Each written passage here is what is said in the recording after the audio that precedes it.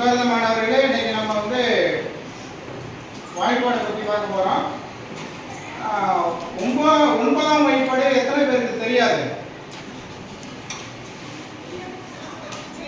இவ்வளோ பேருக்கு தெரியலையா? சரி, கையை கீழே கொடுங்க. ஒன்பதாம் வாய்ப்பாடு எத்தனை பேருக்கு தெரியும்?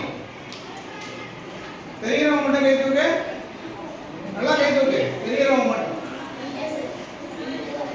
சரி, ரைட். 2 பேருக்கு தான் தெரியுது. சரி, ரைட். 3 பேர். சரி, விடு.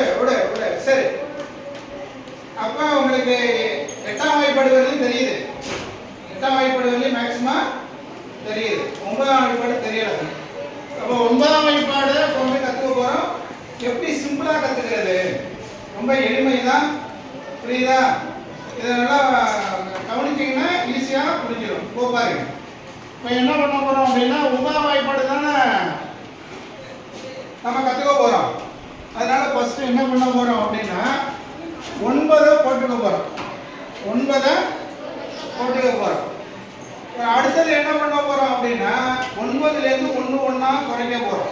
1 ஒன்றா ஒவ்வொரு ஒன்றா குறைச்சி எழுத போகிறோம். 9லேருந்து 1 பண்ணிச்சுன்னா எத்தனை? அடுத்தது அடுத்தது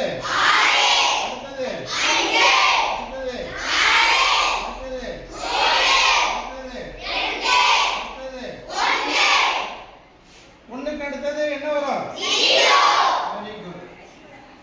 இப்போ எழுதியாச்சா? இப்போ அடுத்த வருஷம் என்ன பண்ண போறோம் அப்படின்னா திரும்ப 9லேருந்து மேலே போக போறோம். மேலேருந்து 9 எழுதிட்டு வந்தோம். 9லேருந்து 1 ஒன்றா குறைச்சி எழுதிட்டு வந்தோம். இப்போ கீழேருந்து 9 ஆரம்பிச்சு 1 ஒன்றா குறைச்சிட்டு போக போறோம். 9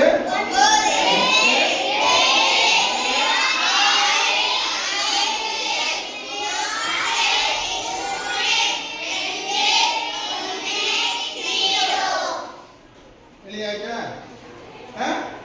பாருங்களா, 4 9 9, 9 18, 3 9